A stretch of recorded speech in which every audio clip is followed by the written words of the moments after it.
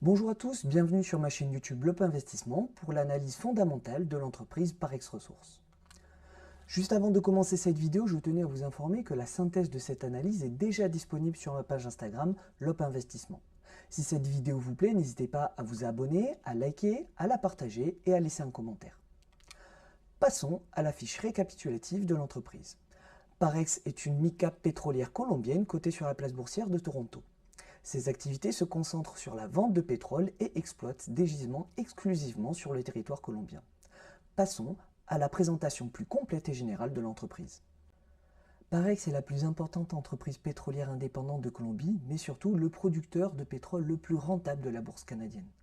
Les perspectives de croissance et la maîtrise de l'impact de ses activités sur l'environnement sont impressionnantes et s'accompagnent d'une solidité financière incomparable dans le monde de l'industrie pétrolière. La stratégie du groupe dans l'expansion de ses activités et ses partenariats avec les compagnies pétrolières nationales renforcent leur croissance et leur efficacité.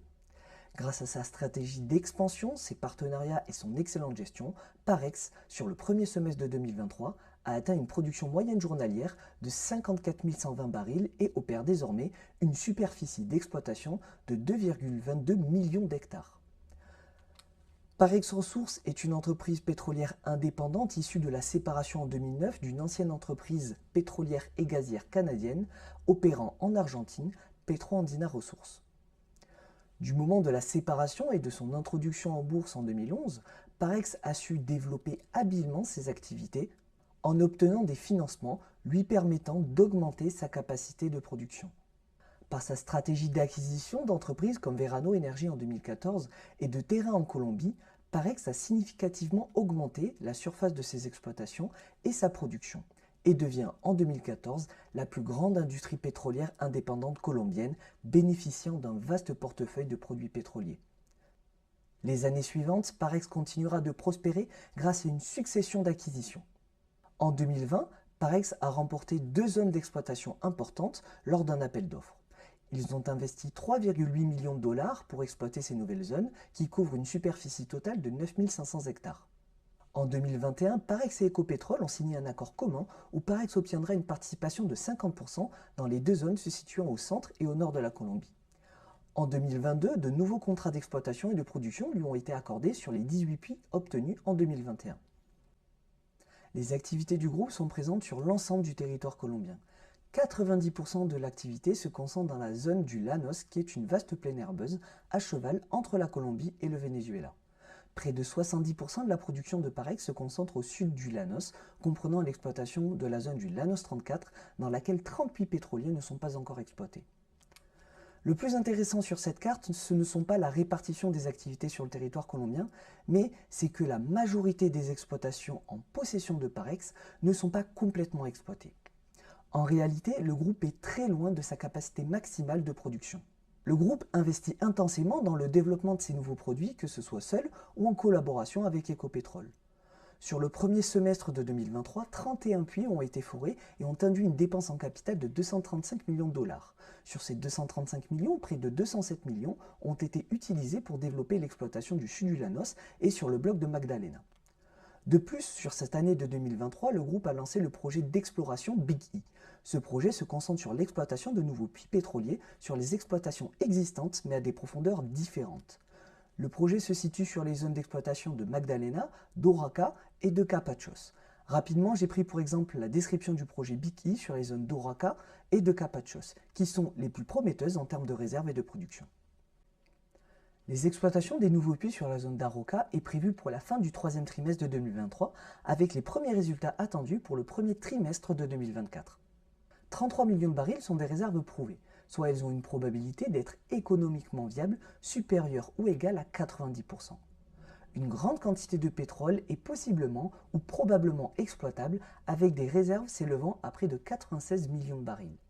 La production du premier semestre de 2023 pour ce site de production, sans l'exploitation de ces nouveaux puits, était de 1200 barils par jour. Nous avions vu que l'exploitation de cette zone n'était que de 50%. La capacité de production totale d'Oraca est d'alors 2400 barils par jour.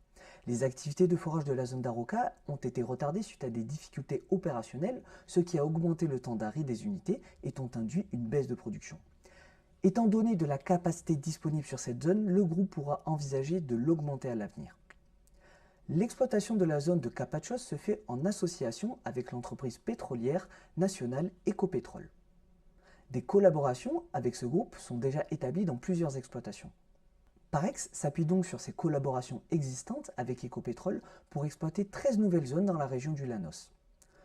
Le but de cet accord et de ces opérations est de maximiser les synergies entre les deux entreprises pour tirer profit au maximum des installations existantes et minimiser les dépenses en capitaux. Pour le moment, l'exploitation se fait sur la zone de Capachos où l'exploitation a déjà débuté.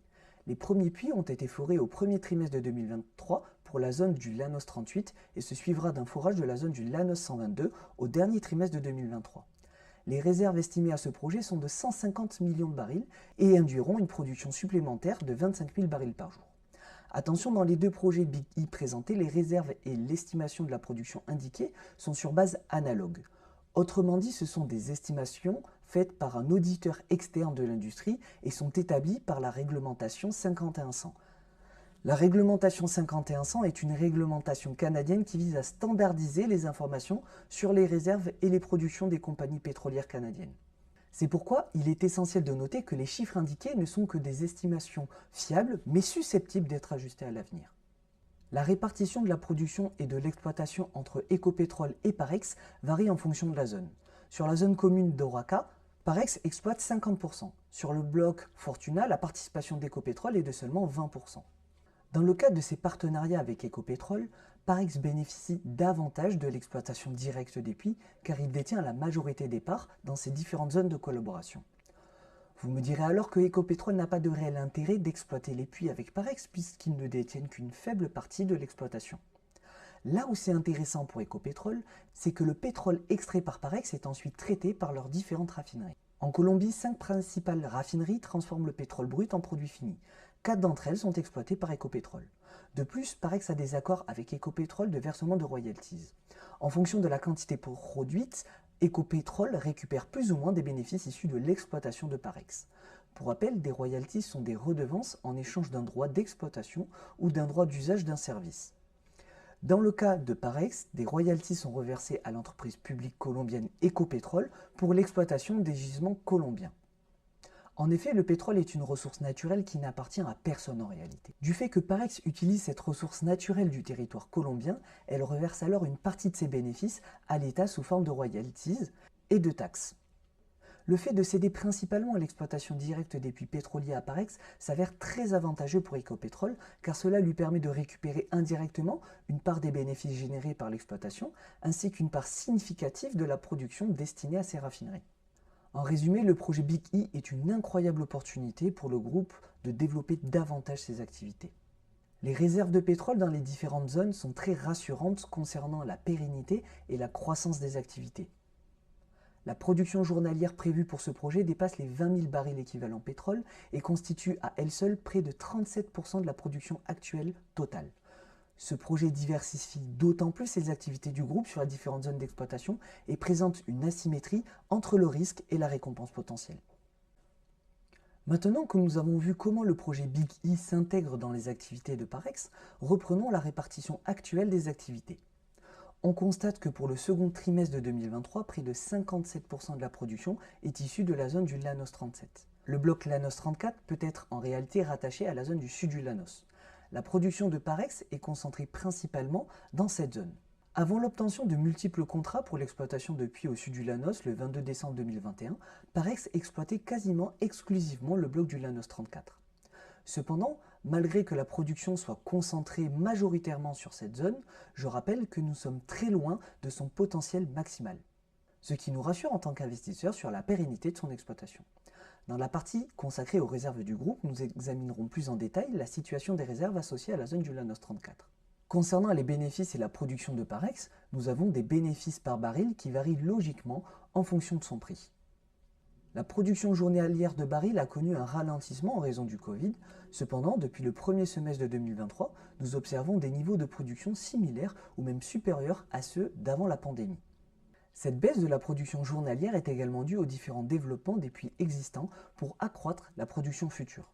Le résultat de ces investissements sont visibles sur 2023. D'un point de vue de ces coûts, on observe qu'ils sont relativement stables, que ce soit pour les coûts de production ou de transport. L'un des avantages majeurs de Parex par rapport à d'autres acteurs de l'industrie pétrolière réside dans son exploitation de gisements onshore, où presque la totalité de la production est ensuite acheminée par pipeline dans les différentes raffineries du pays, et en particulier celle d'Ecopétrol. Les coûts de transport sont alors moins coûteux que ses concurrents au vu de la faible distance de pipe entre les sites de production et les raffineries. La légère augmentation des coûts sur le semestre de 2023 est causée par des arrêts temporaires sur la zone de Capachos, qui est l'une des zones les plus rentables du groupe, ainsi qu'aux opérations de maintenance effectuées dans les zones du Llanos 34 et de Cabrestero. Maintenant, pour mieux comprendre à quel point Parex est l'une des entreprises pétrolières les plus profitables, nous allons comparer ses bénéfices nets et ses coûts d'exploitation avec ceux des entreprises Total Energy et Equinor. Ce comparatif se fait pour un baril d'équivalent pétrole. On constate que les bénéfices nets d'exploitation de Parex comparés à ceux de Total Energy et Equinor sont bien plus constants et importants. De plus, les coûts d'exploitation, soit les coûts de production plus les coûts de transport, sont aussi bien plus faibles. Avec ce comparatif, cela nous montre à quel point Parex est plus profitable que d'autres industries pétrolières. Alors attention, ces entreprises n'opèrent pas dans les mêmes zones géographiques ni ne produisent pas la même quantité. Ces éléments sont à prendre en considération dans ce comparatif. De plus, les bénéfices ici sont bien évidemment uniquement pour la partie exploration et production. Total Energy et Equinor ont également une partie de revalorisation via les raffineries ou les pétrochimies qui font que leurs activités au final sont extrêmement profitables. Cependant, d'un point de vue purement exploration et production, Parex est de loin l'entreprise la plus performante avec les coûts les plus faibles et maîtrisés. Par ailleurs, on souligne que même si Parex opère dans une industrie très cyclique avec de fortes variations du prix du baril, l'entreprise n'est jamais en déficit contrairement à Equinor par exemple. L'ensemble de ces observations nous démontre qu'en effet, Parex est probablement la compagnie pétrolière la plus rentable. Nous avons vu juste avant à quel point Parex était extrêmement profitable. Cependant, nous devons nous assurer qu'elle a les capacités de continuer à produire pour les années à venir. Pour être très conservateur, nous étudierons ici uniquement les réserves nettes. Pour les réserves prouvées, nous avons 77,8% qui sont déjà exploitées, dont 8,1% qui ne sont pas en production. Sur le total des réserves prouvées, il reste une importante surface inexploitée de 22,2%, ce qui nous laisse penser que Parex a la capacité d'augmenter sa production à hauteur de 22,2% sans dépenser d'importants capex, puisque ces réserves sont déjà exploitées et accessibles.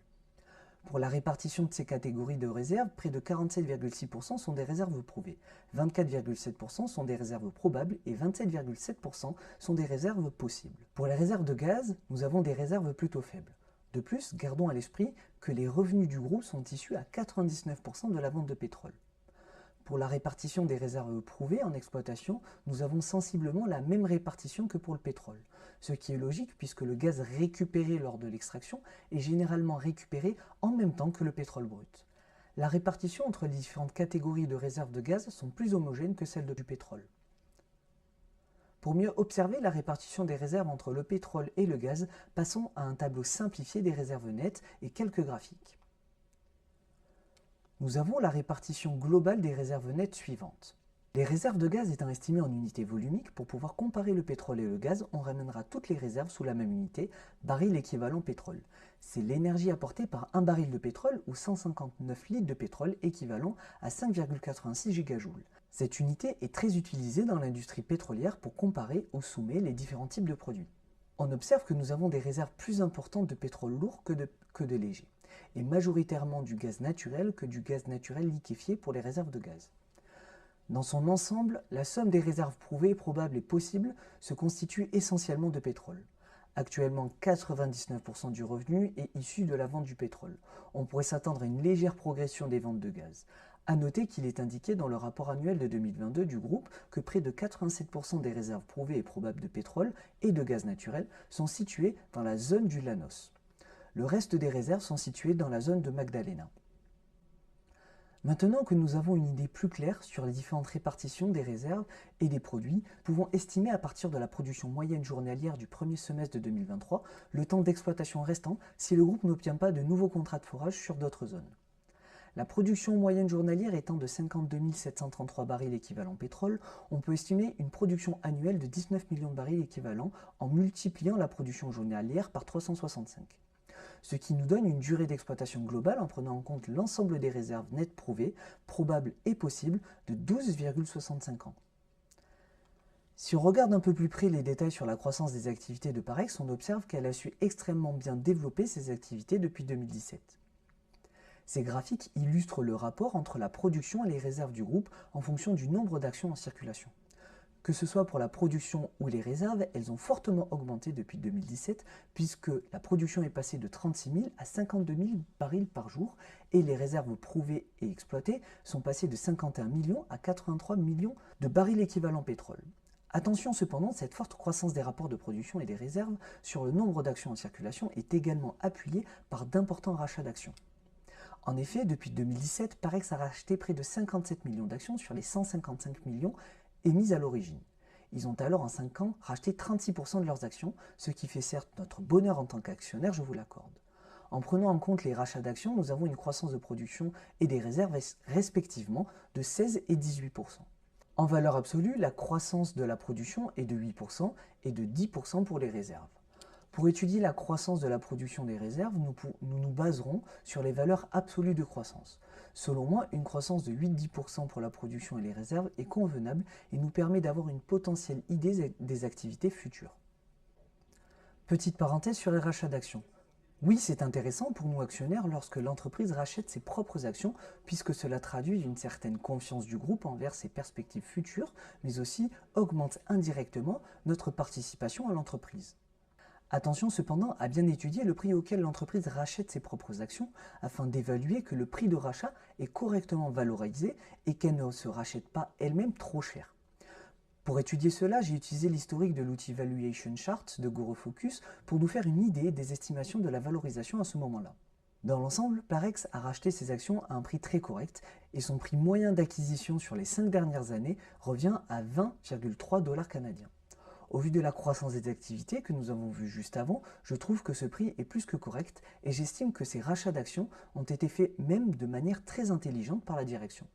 Je vous mettrai en description le lien d'une étude sur le rachat d'actions de Terry Smith, très rapide à lire et très intéressante, que je recommande fortement pour ceux qui souhaitent en savoir plus.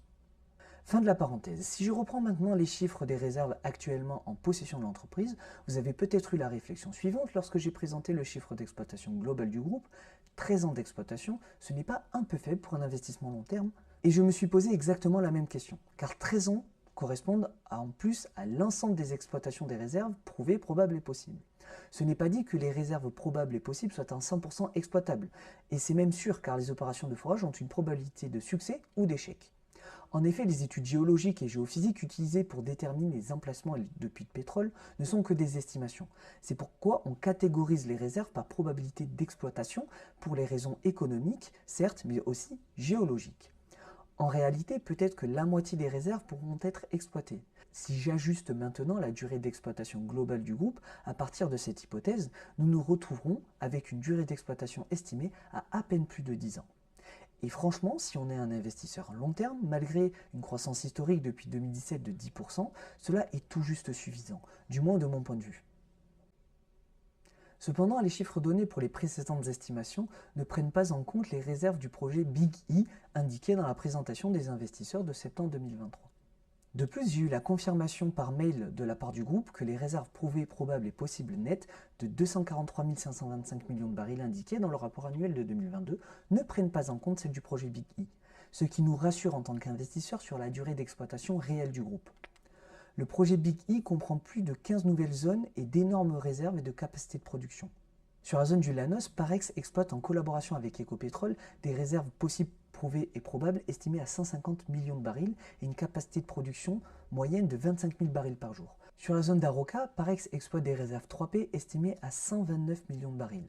La capacité maximale de production de ce site en 2023 est de 2400 barils par jour. Et comme déjà vu, au vu des importantes réserves, la capacité de production du site sera sûrement augmentée. Les réserves indiquées étant sur base analogue, soit ce ne sont que des estimations, nous prendrons ici comme hypothèse que les réserves et les capacités de production réelles seront égales à 80% des réserves et des capacités de production indiquées.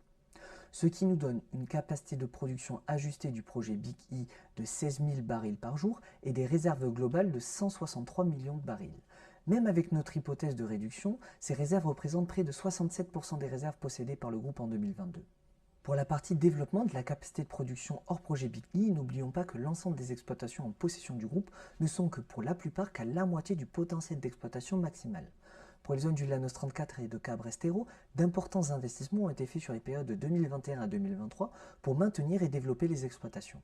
Ce qui est très intéressant de noter, c'est qu'à partir de 2024, ces zones ne demanderont plus d'importants capitaux et les revenus générés de ces exploitations pourront être directement réinvestis dans les autres zones ou pour le projet Big E, gardés en cash sur les comptes du groupe, utilisés pour acheter des actions ou même redistribués aux actionnaires sous forme de dividendes. De plus, de nouvelles installations pour l'exploitation des réserves sous pression ont été mises en place sur la zone de Magdalena afin d'augmenter la récupération et donc l'efficacité opérationnelle des activités d'extraction de fourrage. Ces nouvelles installations sont censées devenir le futur modèle pour les futures expansions dans les zones du Llanos. La zone du Llanos possède des réserves multicouches, ce qui permettra d'augmenter encore plus l'efficacité et la rentabilité des opérations. Pour une même installation, le groupe peut exploiter 3 différentes réserves à différentes profondeurs. C'est pourquoi cette zone est la plus rentable du groupe, avec des bénéfices par baril allant de 80 à 100 $. Le groupe prévoit d'augmenter la production de ces zones au vu de leur forte rentabilité. Gardez en mémoire également qu'il est probable que le groupe fasse de nouvelles découvertes de réserves sur ces zones actuellement exploitées grâce à de nouvelles technologies et de prospection sismique. La prospection sismique est une sorte d'échographie du sous-sol par le son. Maintenant, reprenons l'estimation de la durée d'exploitation du groupe avec les réserves du projet Big E comprises. Pour rappel, la durée d'exploitation globale sur base des réserves de 2022 est de 10,36 ans.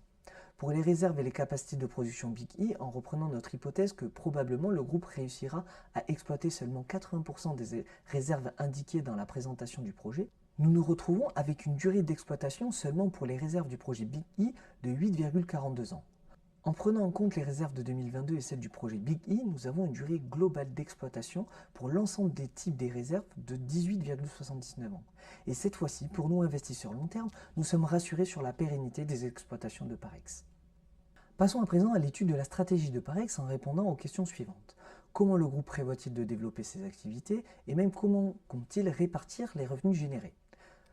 Dans son ensemble, la stratégie de l'entreprise consiste à maintenir une base de capital solide afin d'assurer sa flexibilité financière nécessaire au développement futur de l'entreprise et de maintenir la confiance des investisseurs et des marchés financiers. Parex continuera de s'appuyer sur sa réussite en tant que société colombienne d'exploitation pétrolière et gazière responsable et durable. Parex crée de la valeur en appliquant ses principes commerciaux fondamentaux dans chaque décision qu'elle prend, en assurant une production sûre et durable, en faisant progresser les opportunités d'exploitation à fort impact, en tirant parti de sa performance ESG, en assurant un fort retour sur investissement. Grâce à des acquisitions de terrains stratégiques et à des accords de coentreprise, Parex a augmenté sa superficie d'exploitation de manière exponentielle depuis 2019. La stratégie de Parex se repose donc essentiellement sur la croissance et le maintien de son excellence opérationnelle. Pour cela, elle se repose sur 3 piliers. 1. Sa technologie. Parex continue d'investir dans de nouvelles technologies pour optimiser l'efficacité opérationnelle et débloquer davantage l'exploitation de nouvelles ressources sur le territoire colombien. Récemment, le groupe a réduit drastiquement la durée de forage en utilisant des boues synthétiques. Sur la zone de Magdalena, pour des profondeurs supérieures à 10 000 pieds, le temps de forage moyen était d'environ 40 jours. Grâce à de nouvelles techniques de forage, en l'occurrence l'utilisation de boues synthétiques pour faciliter le forage du sol, le temps de forage a été réduit à 22 jours.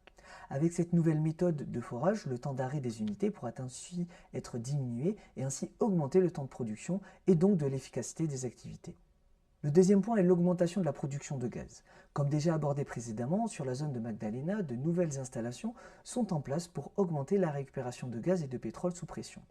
Ce modèle, s'il est efficace et approuvé, il sera répliqué ensuite sur l'ensemble des zones exploitées par le groupe, augmentant ainsi le volume de gaz produit. Et enfin, le troisième point est de continuer à cibler des zones avec de fortes capacités d'exploitation, comme celles des zones exploitées par le projet Big E. Et enfin, nous allons étudier la répartition des Fund From Operation. Les Fund From Operations sont plus pertinents à étudier que les cash flows car ils excluent les éléments comptables non monétaires tels que la dépréciation des actifs qui est très importante dans les industries pétrolières au vu de l'importance des actifs non courants au bilan issus des équipements pétroliers ou autres installations. On utilise également les Fund From Operations pour mesurer la performance financière des entreprises pétrolières pour déduire la variation de la valorisation des réserves pétrolières. Parex prévoit d'utiliser 2/3 des Fund From Operations pour l'investissement et développer les activités via les projets comme Big E et pour conserver sa flexibilité financière actuelle. Pour le tiers restant, le groupe prévoit de les redistribuer sous forme de dividendes aux actionnaires ou d'effectuer des rachats d'actions. Je rappelle que le prix futur des rachats d'actions seront à étudier de près. Maintenant que nous avons bien étudié Parex Ressources dans son ensemble, nous allons pouvoir passer aux chiffres plus en détail avec l'analyse quantitative. Nous ferons, comme pour chaque analyse, un comparatif géographique et industriel. Nous passerons en suivant à l'évolution des fondamentaux et à l'analyse du bilan. Comme déjà énoncé dans la présentation de l'entreprise, Parex est une entreprise pétrolière peu, voire même absolument pas endettée, ce qui lui permet d'être beaucoup plus flexible dans ses dépenses en capitaux pour les différents financements de ses projets d'exploration.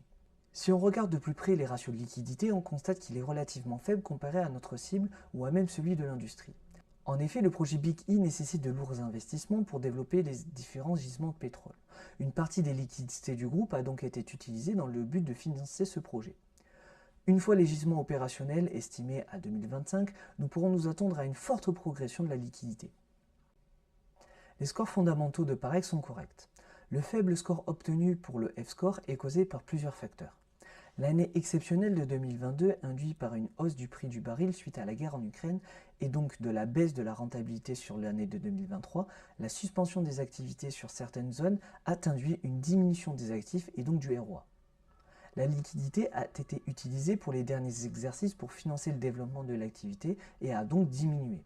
C'est pourquoi le Piotrowski score est si faible. L'Atman's score, lui, est largement supérieur à notre cible de 1,81. L'évaluation du M-score est également influencée par tous ces éléments mentionnés dans le F-score, ce qui entraîne un score inférieur à la cible. J'ai ajouté dans cette partie le Sloan Ratio qui est un indicateur de qualité des revenus des entreprises. Il est égal au net income moins le cash flow from operation moins le cash flow from investing, le tout divisé par le total des actifs. Le Sloan Ratio de Parex respecte la cible et traduit d'une excellente qualité des revenus. Pas de surprise sur l'étude des marges, comme déjà observé lors du comparatif du bénéfice net d'exploitation de Parex et des autres compagnies pétrolières, les marges de Parex sont excellentes et bien supérieures à celles de son industrie. Les rendements sont également excellents et traduisent de la parfaite maîtrise et gestion de ses capitaux et de ses actifs. Parex opérant dans l'industrie pétrolière, la dépense en capitaux est essentielle pour s'assurer de la longévité et de la rentabilité des activités. C'est pourquoi elle doit investir considérablement chaque année dans ses installations pour rester compétitive. En 2022 et 2023, les dépenses en capitaux ont été exceptionnellement importantes suite aux différents projets d'augmentation des capacités de production des zones Llanos 34 et Cabrestero. Cette tendance haussière des capex sur les 2 dernières années devrait continuer à rester soutenue au vu de l'énorme projet Big E. Les investissements sur ce projet se font progressivement et en collaboration avec Ecopétrol, ce qui peut nous laisser penser que les capex futurs de ces projets diminueront progressivement au cours du temps. Sur les 5 dernières années, le rapport CAPEX sur résultat net est d'environ 80%. Il sera donc essentiel de surveiller ce point à l'avenir pour vérifier que les investissements ne soient pas trop importants comparés aux résultats du groupe. Les charges d'intérêt, elles, restent raisonnables comparées aux résultats d'exploitation. Enfin, la valorisation du groupe est attractive avec l'ensemble de ses ratios de valorisation qui sont relativement bas. Le PI de l'industrie est relativement faible, ce qui est logique au vu de l'ensemble des résultats exceptionnels de chacun lors de la montée des prix du pétrole sur l'année de 2022 et de 2023. Cependant, le price earning de Parex est tout de même plus faible que celui de l'industrie. Les ratios price to sell, price to book et la valeur de l'entreprise sur le revenu sont corrects sans être exceptionnels au vu de ceux de l'industrie. Le price to free cash flow, lui, est trop important. Cela signifie que les free cash flow du groupe sont faibles comparés au prix de l'action et indiquent peut-être une baisse de la rentabilité et de l'efficacité des activités du groupe. Étudions ensemble plus précisément si c'est le cas. Si on étudie de plus près les free cash flow de Parex sur les 2 derniers trimestres de 2023, on observe une forte baisse et même un free cash flow négatif pour le dernier trimestre. Le free cash flow est la différence entre le flux de trésorerie des activités d'exploitation et les dépenses d'investissement des actifs non courants. Depuis 2022, les dépenses d'investissement des actifs non courants, ou capital expenditures, sont soutenues, mais nous n'avons pas de variation soudaine qui pourrait expliquer la chute des free cash flow. Pour le flux de trésorerie des activités d'exploitation, on note une forte baisse sur les derniers exercices. Le flux de trésorerie des activités d'exploitation est égal au Fund from Operation plus la variation du besoin en fonds de roulement plus les éléments extraordinaires. Dans ce cas, il n'y a pas de chute des Fund from Operation, ce qui signifie que les activités sont toujours très rentables. C'est la variation du fonds de roulement qui a drastiquement diminué sur le dernier exercice.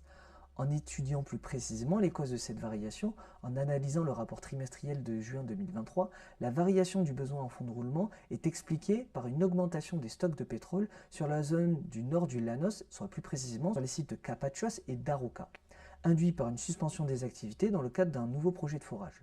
Cette augmentation des stocks dans cette zone est appuyée par le rachat d'actions effectué par le groupe pendant le premier trimestre de 2023, ainsi que le paiement différé de taxes sur le premier trimestre de 2023. La variation du besoin en fonds de roulement est bien gérée par le groupe, comme en atteste son historique.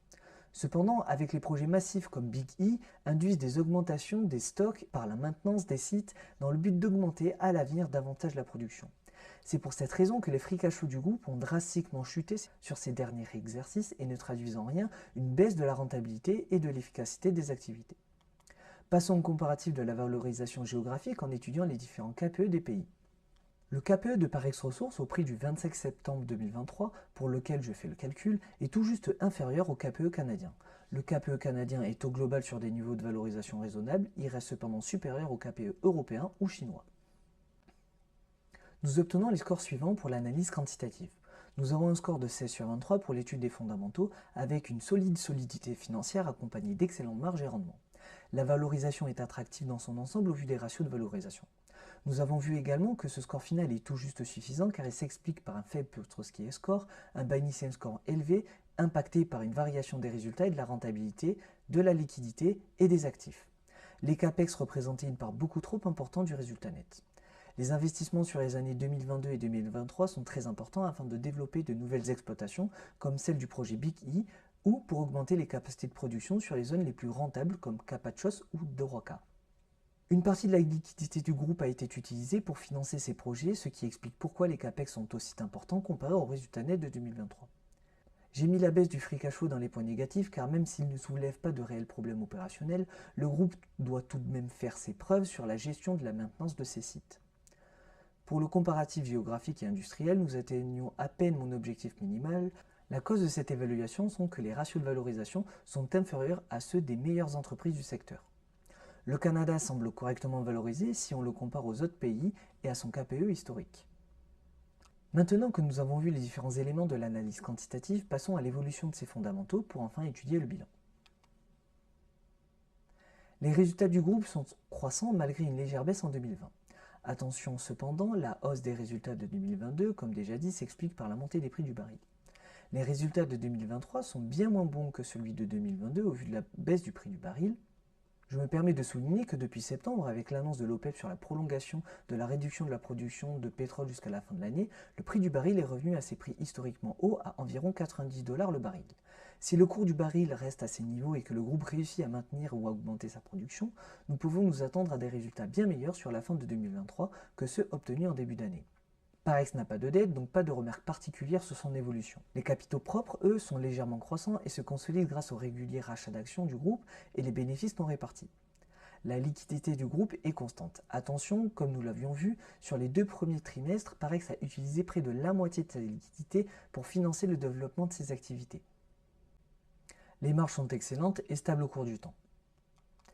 Il en est de même pour les rendements.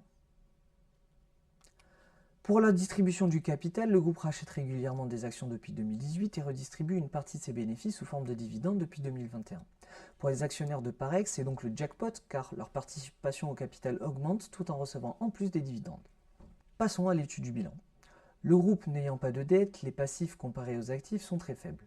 Les actifs augmentent progressivement au cours du temps. Étudions plus précisément ce qui compose les actifs et les passifs de Parex. Les actifs courants se constituent principalement de cash et d'investissements court terme. Encore une fois, nous pouvons nous attendre à une baisse ou à une stabilisation des niveaux de cash du groupe au vu des récents investissements. Les actifs non courants sont essentiellement des actifs tangibles comme des terrains, des machines et des équipements. Ce type de répartition d'actifs est typique des industries pétrolières, soit une quantité d'actifs courants sous forme de cash et des actifs non courants issus des équipements, des terrains en possession de l'entreprise. Pour les passifs, nous avons une augmentation des passifs courants. Cette augmentation est due à une légère augmentation des comptes créditeurs, mais surtout des taxes. Les taxes sont proportionnelles aux bénéfices faits par le groupe. Avec les résultats exceptionnels de 2022, ils ont dû payer beaucoup plus de taxes qu'habituellement. Les passifs non courants du groupe sont très faibles et je n'ai pas de remarques particulières dessus. Poursuivons à présent avec l'étude de la marge de sécurité. J'utiliserai ici ma méthode personnelle qui est une projection du bénéfice par action sur base de plusieurs scénarios avec des pondérations et des hypothèses basées sur l'ensemble des éléments que nous avons vus au cours de cette analyse. Cette projection du bénéfice par action nous servira ensuite à déterminer le rendement annualisé au prix actuel. Le prix actuel utilisé pour cette analyse sera celui du 25 septembre 2023, soit 24,74 $ canadiens. Voici les différentes hypothèses que j'ai prises pour chaque scénario. J'ai pris un horizon de placement de 10 ans et j'ai divisé la croissance des bénéfices en deux parties en prenant en compte que la croissance des 5 premières années sera différente de celle des 5 dernières années. J'ai également estimé un payout ratio moyen pour chaque scénario. Le payout ratio sur les derniers trimestres étant de 20 à 30%, au vu des bénéfices importants du groupe, j'ai pris une fourchette allant de 15 à 40% pour le scénario le plus optimiste. Enfin, pour le PER, j'ai pris le PER médian des 6 dernières années pour le scénario négatif et j'ai pris comme hypothèse que le PER allait s'apprécier au cours du temps pour les deux autres scénarios. Par ailleurs, je prendrai comme hypothèse que le groupe ne rachètera plus d'actions et je ne prendrai pas en compte la variation du taux de change. Je pars d'une base d'un bénéfice par action de 2,5 $ canadiens en prenant la moyenne des 6 dernières années, comprenant celui de 2023. Pour estimer le bénéfice par action de 2023, j'ai simplement doublé le bénéfice par action obtenu sur les 6 premiers mois. Je prendrai en compte un taux d'actualisation de 10% pour actualiser mes bénéfices futurs. Je considère que les bénéfices actuels ont plus de valeur que ceux prévus dans 10 ans. J'applique cette actualisation à la projection des bénéfices par action afin de déterminer la valeur intrinsèque actuelle. De plus, j'actualise également les dividendes versés car cela me permet de quantifier le coût temporel et d'opportunité lié au reversement de dividendes. En effet, dans mon exemple, afin de tirer pleinement profit des avantages des dividendes, il est nécessaire de rester investi, raison pour laquelle ici j'applique aussi l'actualisation aux dividendes. À partir de l'ensemble des hypothèses énoncées juste avant, voici les 3 tableaux des projections des bénéfices par action.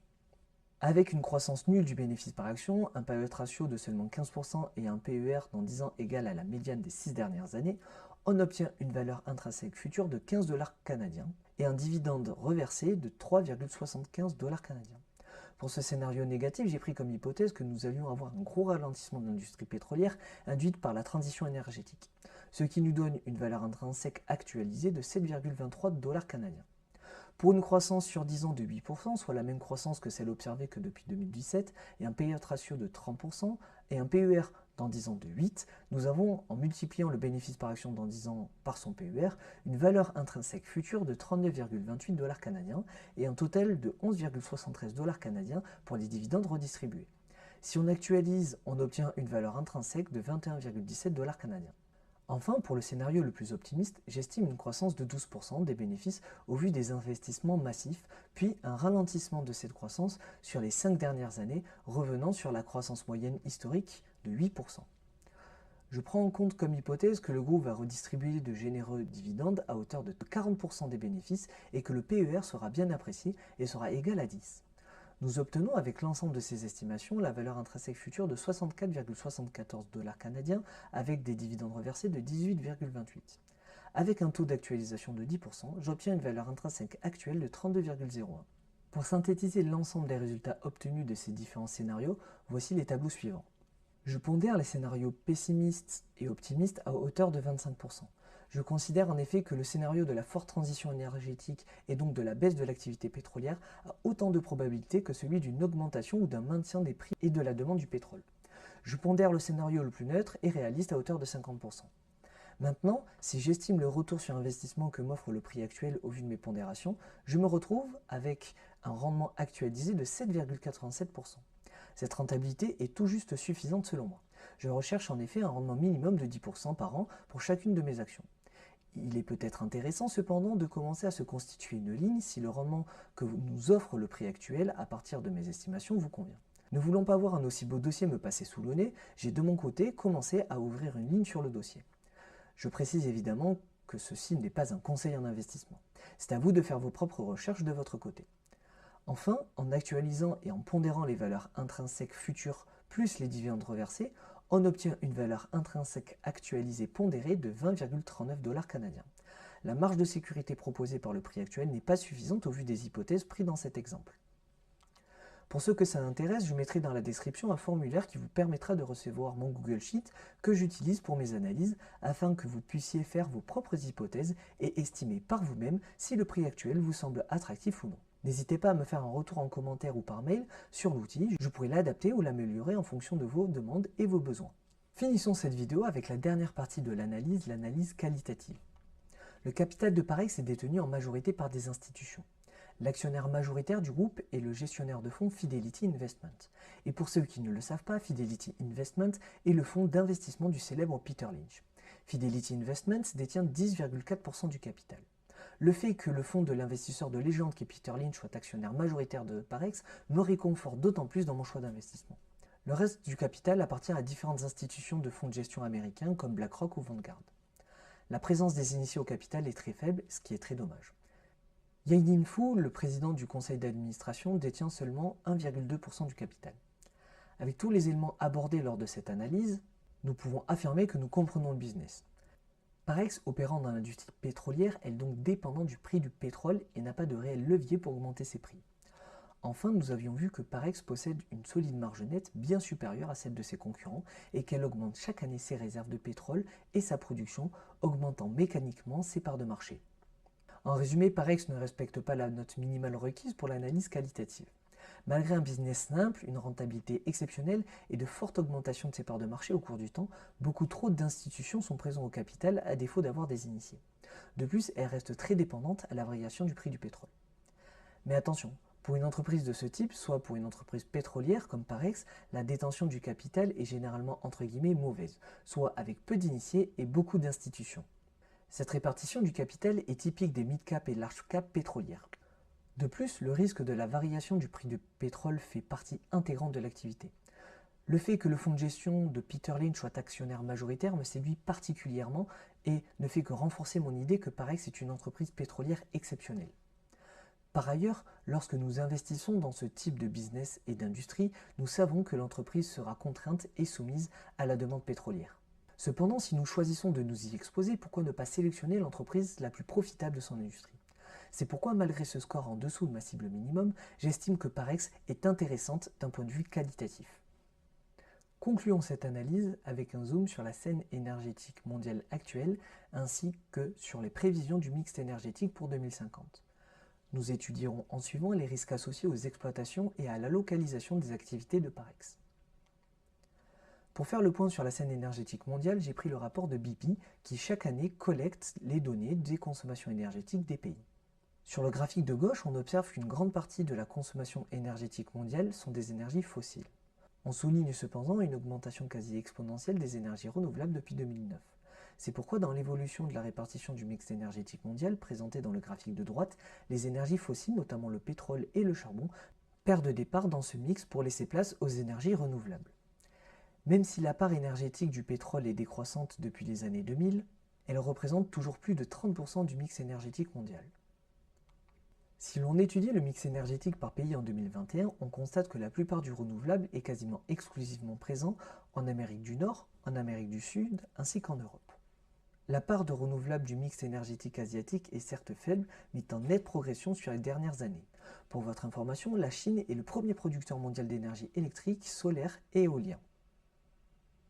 Malgré cette progression des énergies renouvelables sur les dernières années, la part des énergies fossiles reste très présente. Passons à présent aux prévisions de la demande en pétrole pour 2050. BP, encore une fois, publie chaque année l'évolution et les prédictions des consommations énergétiques mondiaux dans le but d'atteindre Net Zero Emission. Le Net Zero Emission est un accord commun entre 70 pays qui vise à atteindre zéro émission carbone d'ici 2050. Le graphique juste ici présente l'évolution de la demande pétrolière sur base de 3 scénarios. Les scénarios nommés Accelerated et Net Zero illustrent comment les systèmes énergétiques actuels pourraient être modifiés dans le but d'atteindre zéro émission de CO2 en 2050. Ce sont des estimations sur base de décisions et d'accords communs des États pour atteindre cette neutralité carbone.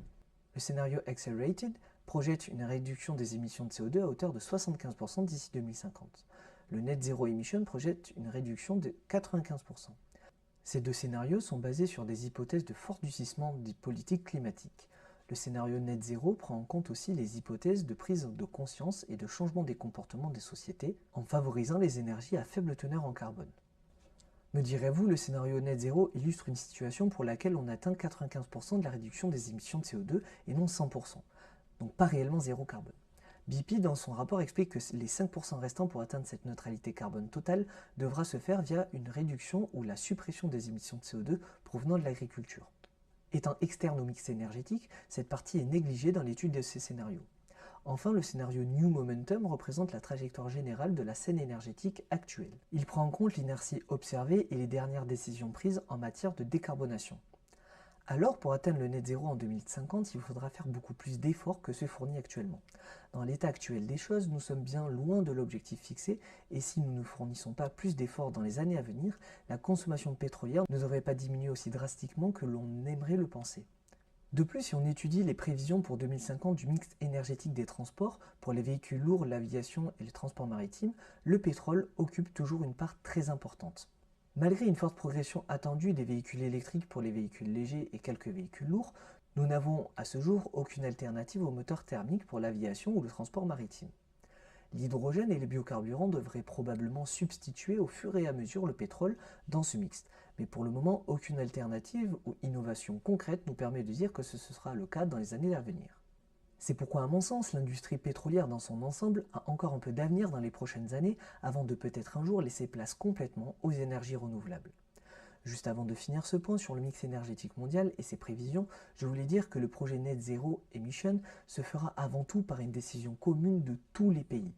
Si les pays ne trouvent pas d'accord commun, il sera donc très difficile de faire respecter ces objectifs et donc d'atteindre les zéro émissions de CO2 souhaités en 2050.